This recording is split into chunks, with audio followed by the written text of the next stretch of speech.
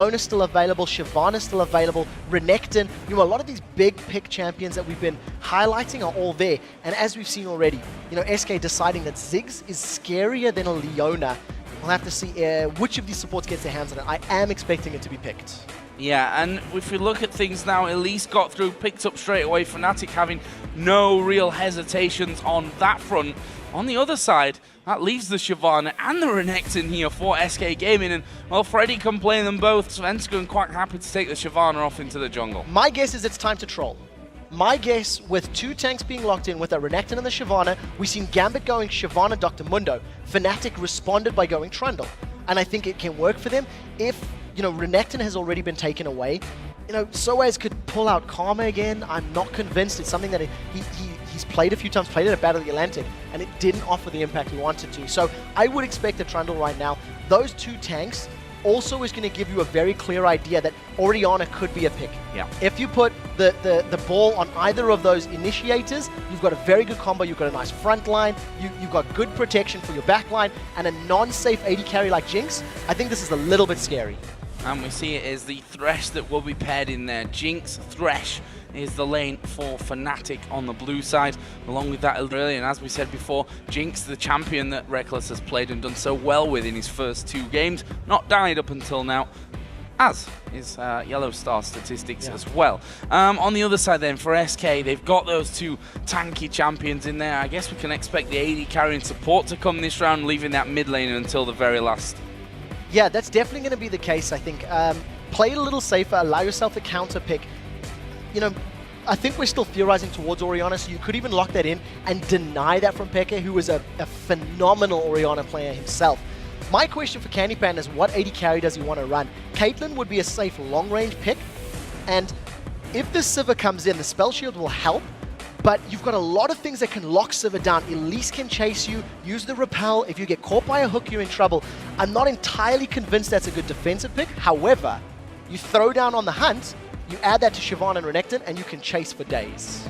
And Blood Boil now as well, because we've got that Nunu in there, which, if you look at the lineup now, we're thinking support, but will SK have Nunu in the jungle and a Renekton mid laner? Fnatic did it. Fnatic have played that Renekton in the mid lane. Yeah, it didn't work though. Let's be frank. It didn't really, did it? But they have done it, so it's not out of the question completely. On the other side, Shen and Vladimir being hovered over by Fnatic. Don't ever trust Yellow Star though in what he hovers not over. yet, but you do see there is a ghost teleport being hovered, for summon spells for Pekka, so that could synergize with the Vlad. Before we theorize about that, I do think this is going to be a support Nunu, and I think the idea for team fights now is not necessarily hard CC, it's to run in and out, kite. I do think we're going to see an Orianna being locked in for this mid laner, and that would then give your whole composition so much movement speed.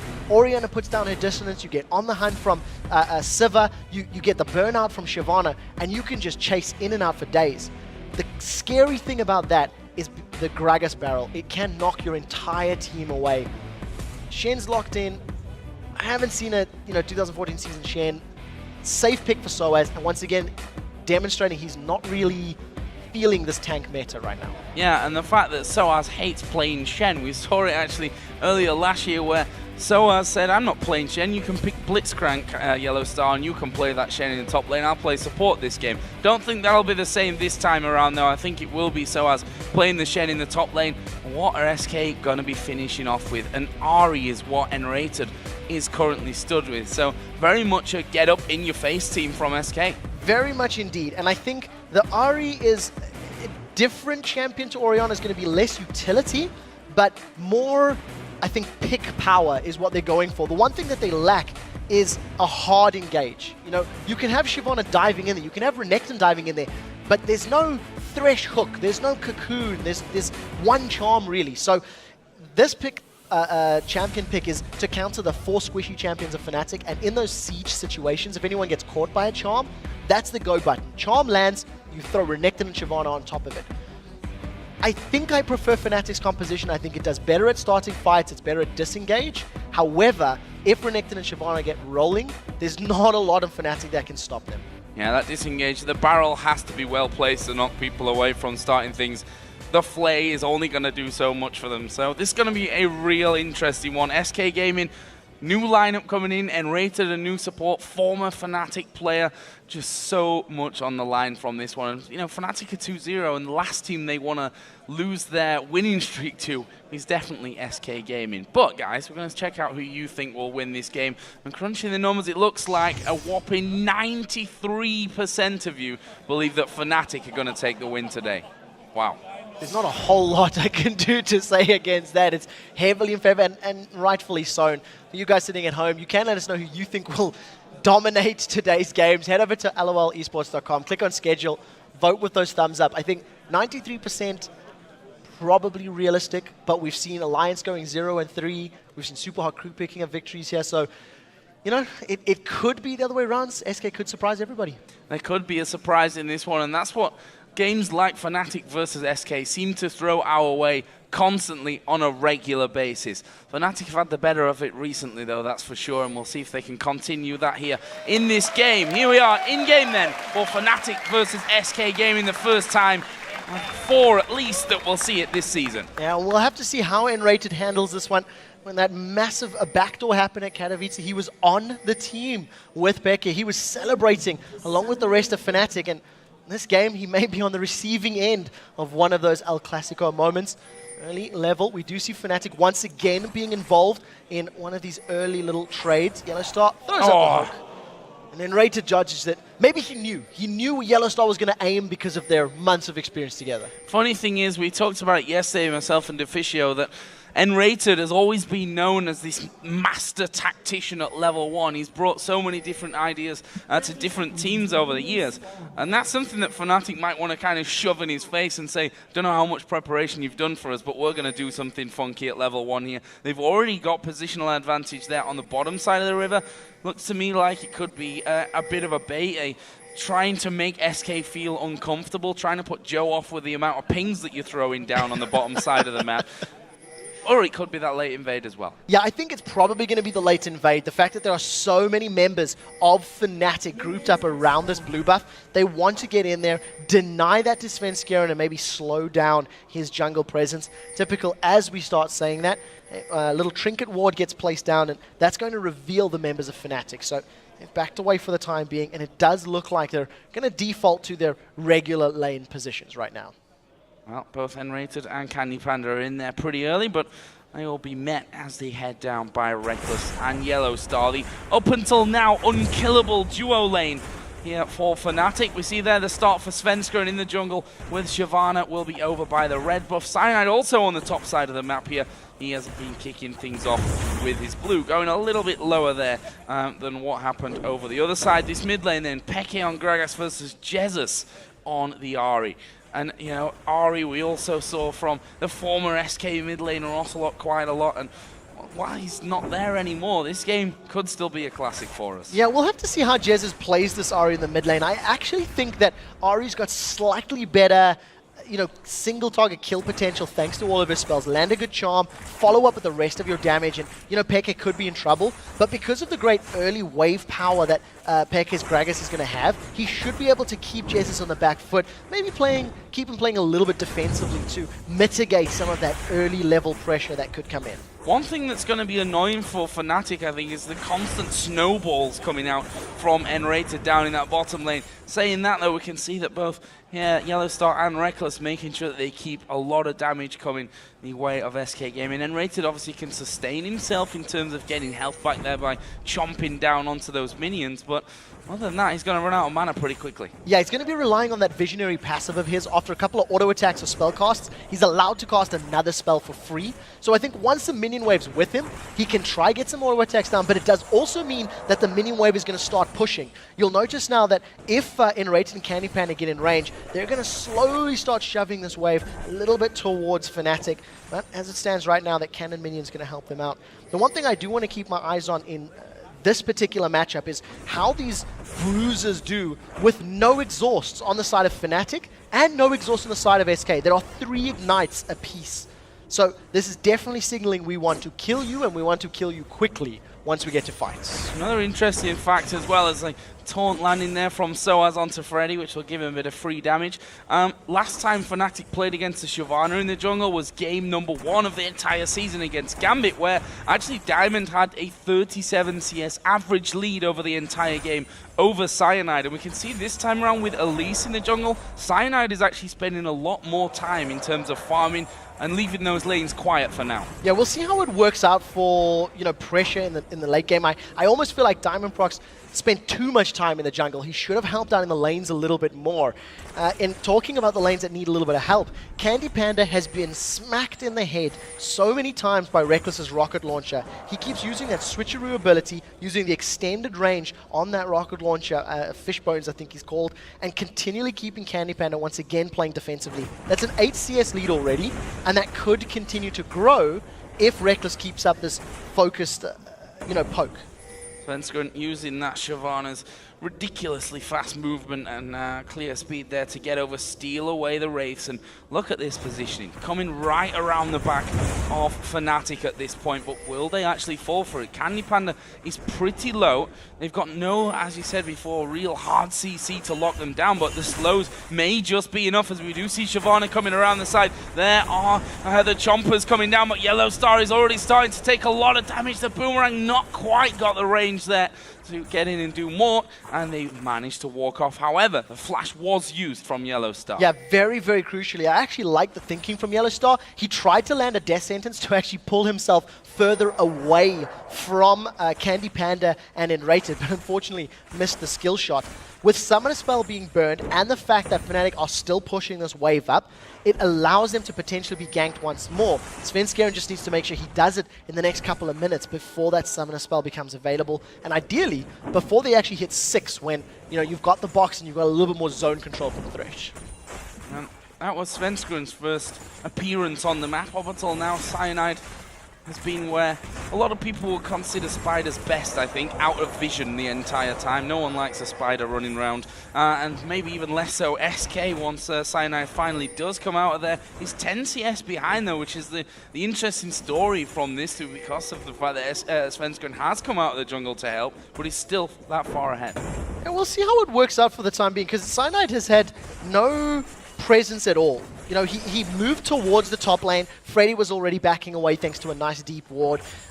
Cyanide, not necessarily known for his super early ganks. He tends to respond wherever Fnatic need help. If a lane is under pressure or if they want to get somebody fed, that's where he tends to put himself. So for the time being, nobody on Fnatic needs the assistance of their teammates, so Cyanide is doing the best he can to farm. That early power of the burnout from Shyvana is of course allowing Svenskeren to farm earlier and steal camps away. Look at Reckless there, dodging most of the damage from that Boomerang blade. Actually, Yellow Star threw out a flay, and there's the junglers actually meeting each other, and the damage here from Svenskeren already knocking Cyanide pretty low, but they're going to turn this one around. Svenskeren is level 6, so does have the dragon to escape. Won't be needed though. Freddy had started to come down. Fnatic decide not to fight, but for how long? Look at Peke's position. Yeah, really good burst damage there from Svenskeren, but thanks to the damage he's now taken, Peke has explosive cast, has ignite as well. Svenskeren's aware of it, I think. Svenskeren hasn't started his red. He's playing this safe, and with 2 members, Fnatic should be able to pick this one up. Oh, Svenskeren spotted here. There's a barrel knocking him right back.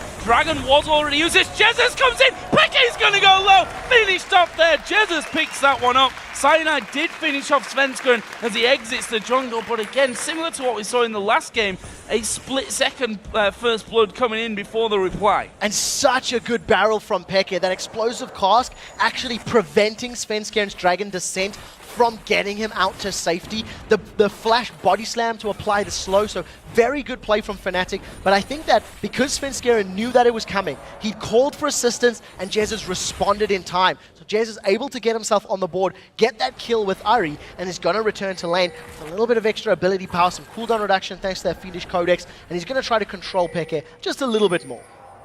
Top lane's been very quiet so far. 61 to 57 CS, pretty much bang even up there. And so as he's been pretty vocal about the fact that he really doesn't enjoy playing Shen in this top lane. He spent a lot of time under his turret. He's making sure that the last hits continue to come his way. Now is Freddy actually diving in onto him and actually going to pop the ultimate here. So he's going to go for Soaz. He has an ignite, but that's the thing about the top lanes like this. Both of them got mobility abilities that get him out. Yeah, and you see that Soaz with his shield and his dash can at least clear out. Part of the reason that's quite smart from Freddy is it gives him that nice big burst of HP. So once Dominus runs out, he's going to remain at that higher HP pool, and that just allows him to stay in lane, to CS for longer, and stick around. It's a little risky because he doesn't have a ward in the river, so if Cyanide were to gank now, there's no Dominus available, there's no vision, so it makes it a little bit more unsafe for Freddy, but I think he's having a good read on the match right now, realizing that Cyanide is not in his general vicinity. And Cyanide's going to try and stop this pink ward being taken out here. Svenskeren and they will be able to walk in there, and I was going to say dodges everything, but no, Spider's not exactly easy to get away from, but he takes the ward anyway.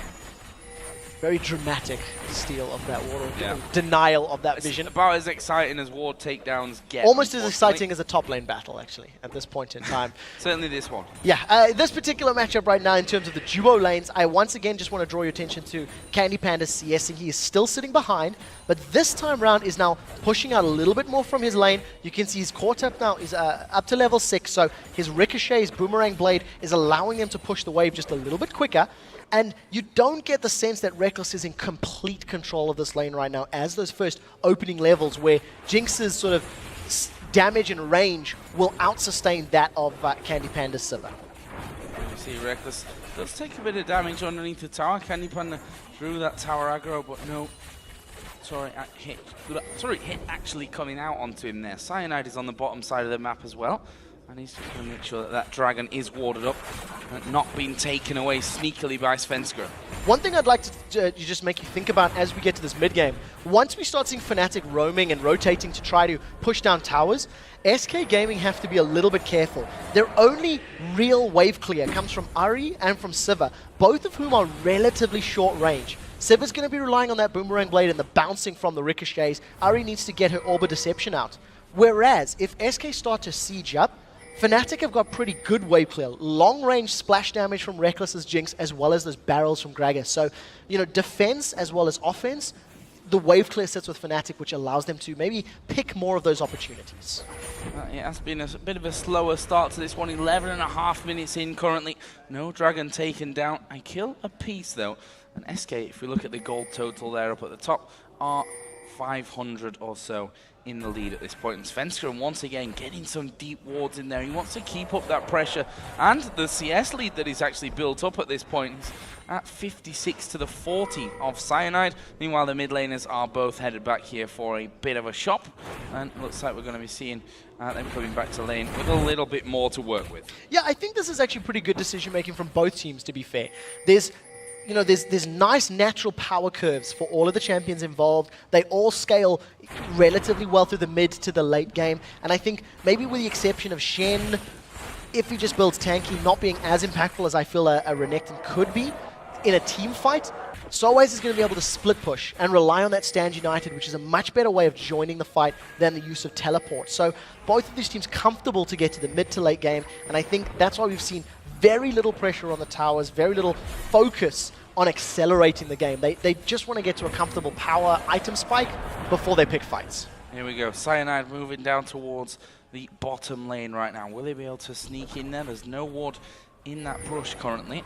And Shyvana a long way away, which means this will be a 3-on-2 if Fnatic can get the starter to it.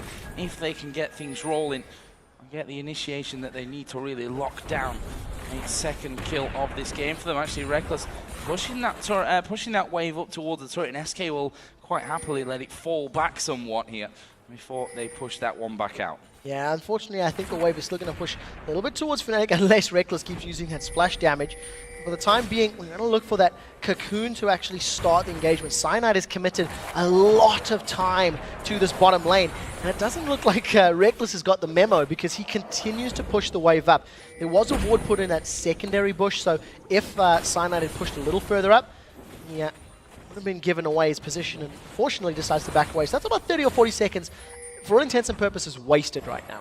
And you know, there's always the theory of you push the wave to make them think that there's no one there, but if you do it 2 or 3 times, that guy in the brush is kind of just wasting his time. However, it does mean that they've got a little bit more of a resource to work with down on the bottom side for the dragon, and that is a sneaky dragon, my friends. Very good decision making. What was great about that is if SK had any vision there, you've seen Yellowstar coming into the pit, basically hugging the wall, and then pulling Elise in with the use of that lantern. So you're never going to think, hey, a support's going to take the dragon. You can start theorizing your junglers nearby, but a nice early pickup for Fnatic. They are still only 200 or 300 gold ahead of SK Gaming right now, but they have the timer on the dragon. They can set up vision wards in the next sort of 3.5, 4 minutes, so it's ready for the next respawn, and then get themselves into a position to challenge. Oh, actually swings the gold back over in Fnatic's favour. They're now sat at 300.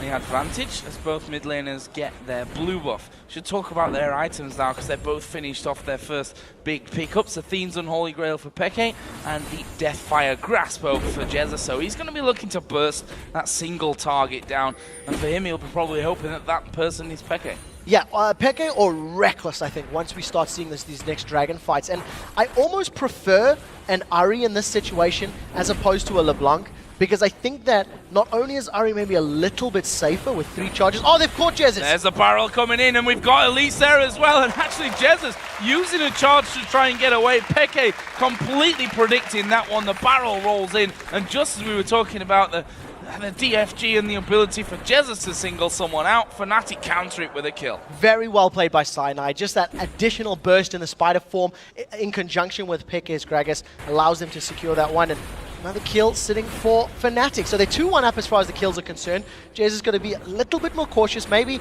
actually even warding up that sort of Wraith Bush area. We've seen a ward earlier from Svenskeren, and he went to clear out a pink ward that was there. Peke doesn't have cask available, but they're going to go on Freddy. The big man coming into this top lane. Freddy down at half HP. Flash comes in. This is going to be a dive, though, for Fnatic. Soaz just sat there tanking it up, but he realizes, you know what, we don't have the damage for this one. Svenskeren dives right down the middle of them, but Peke going to be slowly grinded upon. There is Stan United. Actually, the stun coming down won't allow Soaz to follow through, but Cyanide is now there as well. Soaz is still alive. Peke is still alive. There is a repel. They've gone back in for some reason, and Svenskeren are now going to try and chase down Cyanide, giving a bit more damage back, and somehow Fnatic pull those 2 low health members out of there. Nobody dies in that situation. It was just Fnatic realizing they needed to back away. Luckily, having the 3v2 advantage forced Freddy and Svenskeren to be a little bit more hesitant about diving, about continuing the chase, and that is what allowed Fnatic to get away.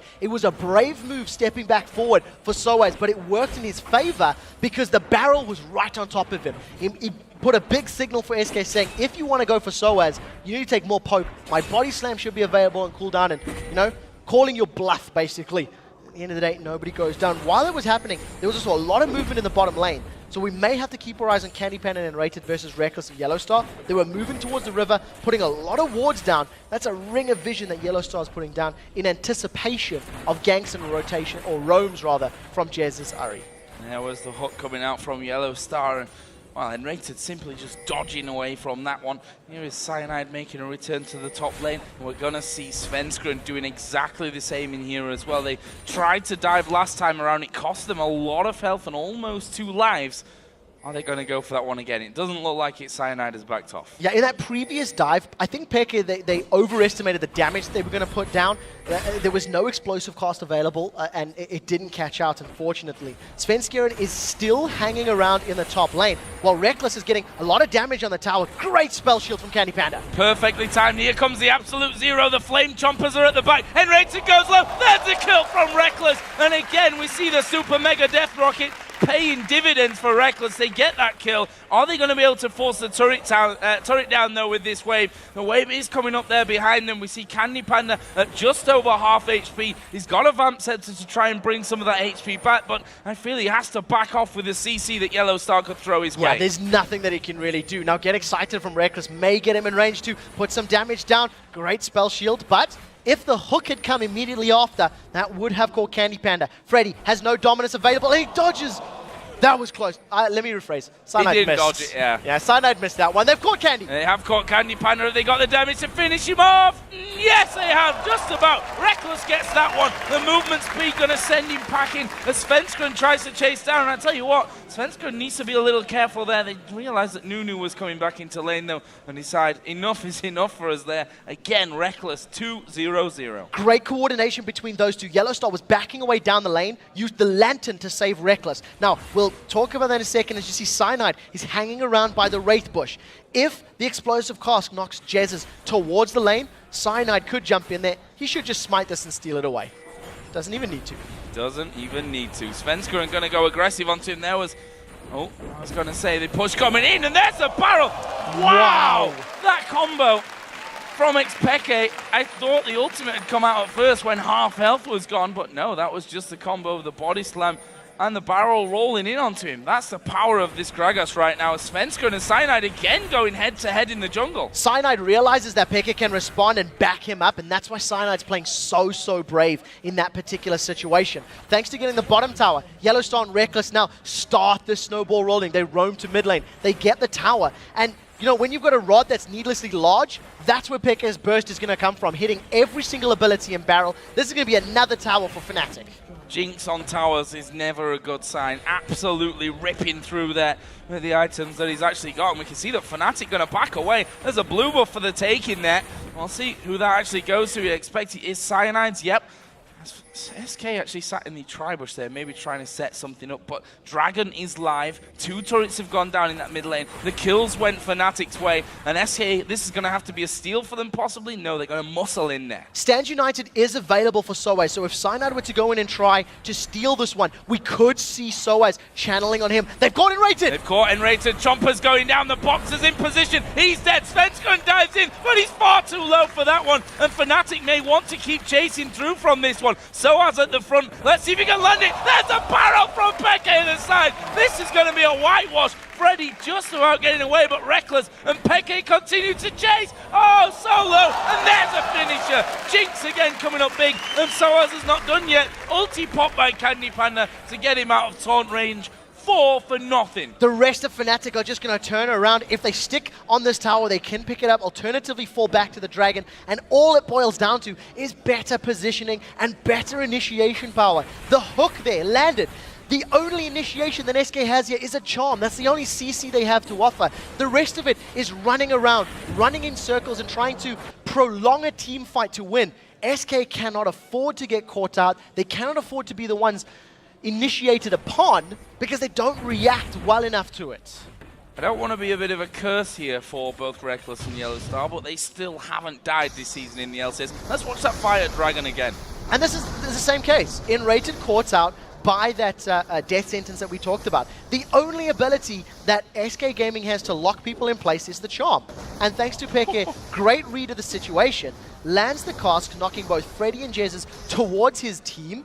There's nothing that SK could do. Reckless even gets in range thanks to Fishbones and lands that last auto attack. I mean, fact of the matter is, SK are now 6,000 gold down. They've lost 2 dragons in a row. They're 2 towers down, and now Freddy's in trouble. Look how confident Fnatic are playing this one as well. There's a hook coming out. Will land onto him. Chompers are down. Actually flashed away from by Freddy. Probably needed to do that there. I think they would have had the damage to finish off, especially with Reckless's ultimate up. Yeah, if the Chompers had held him in place for 1 or 2 more auto attacks, plus the execution on that Super Mega Death Rocket, that definitely would have finished him off. He's got a fair amount of armor right now, but Sunfire Cape still not completed.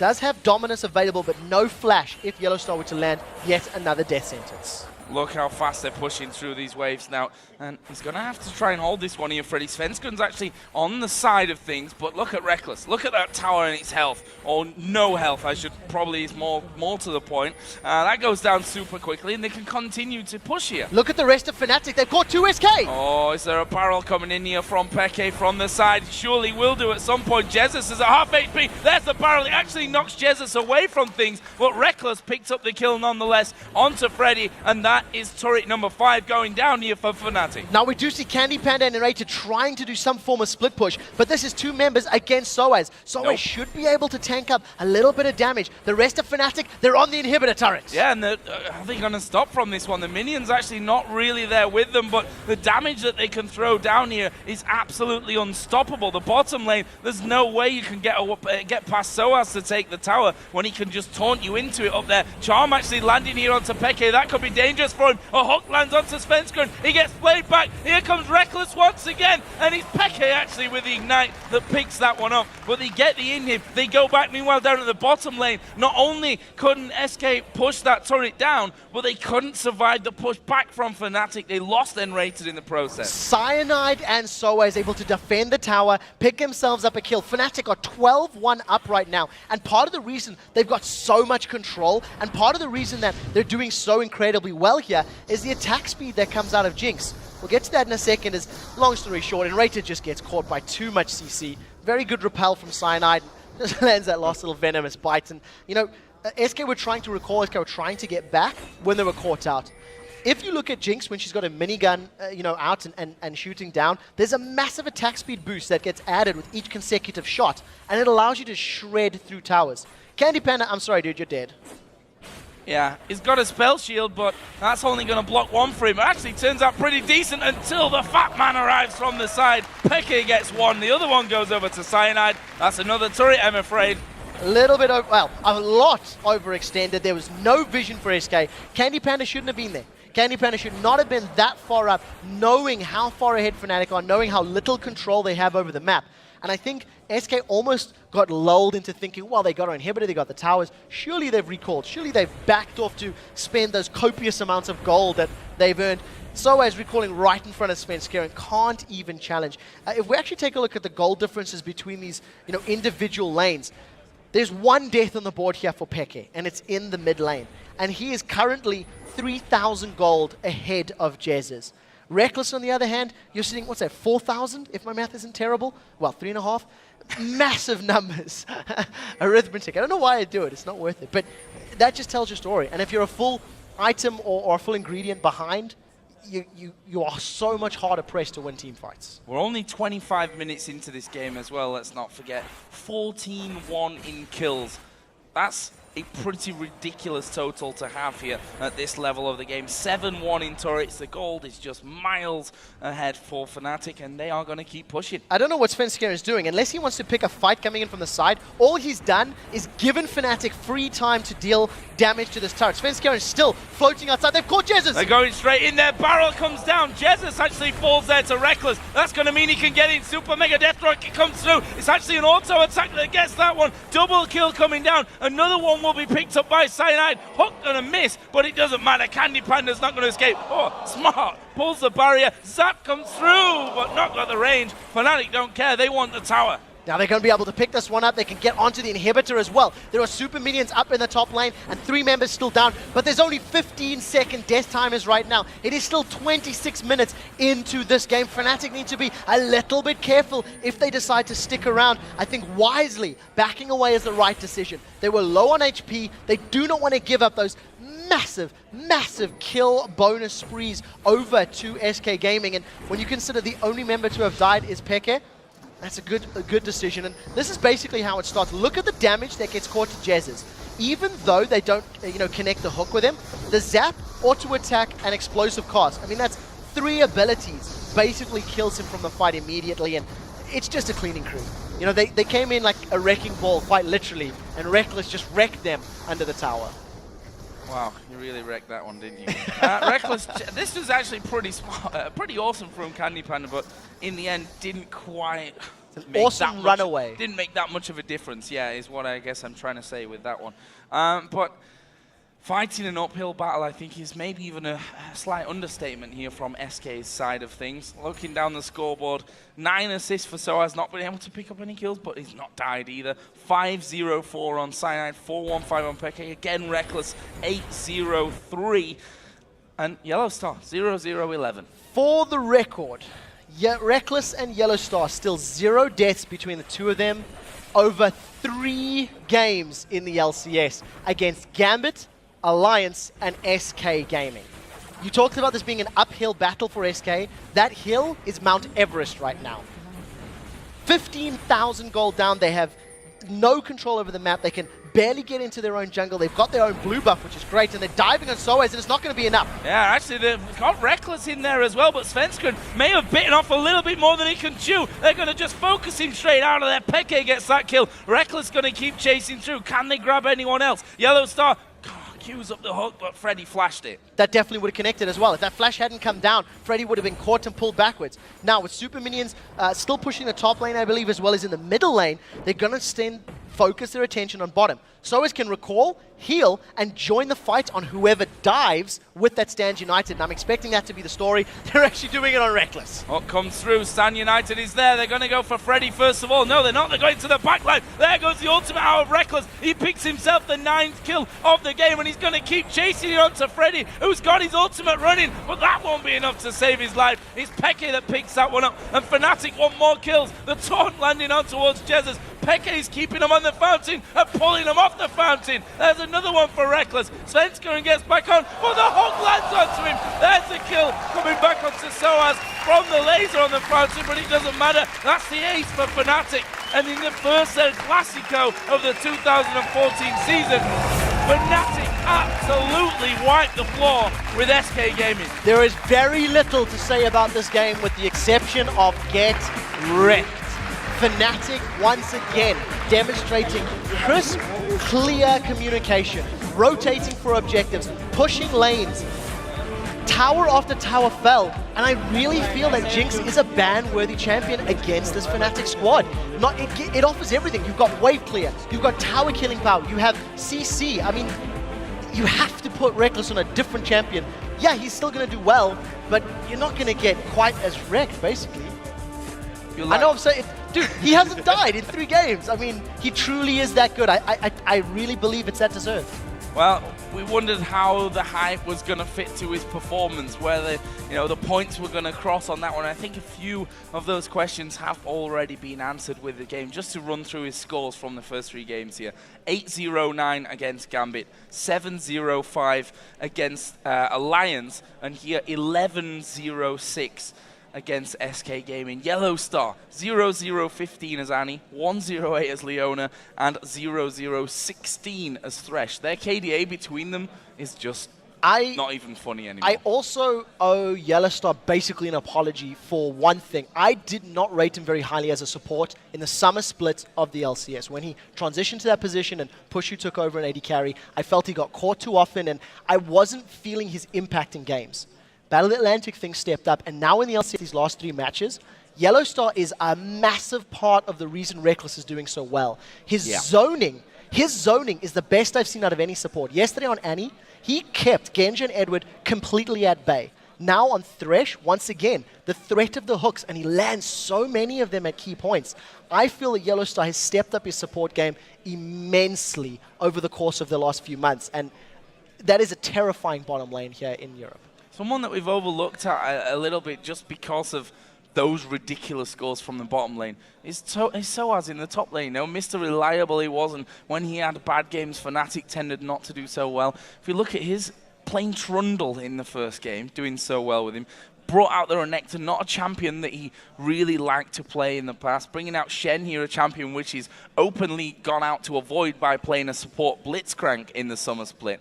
He has stepped his game up here and really adapted to what the team needs right now. And it's an interesting adaptation because he hasn't tried to fit with the meta. He's going to champions that he's comfortable with that sort of work within this one. I still feel like if he were playing champions like a Shyvana, Dr. Mundo, he could probably even do a similar position, maybe even better.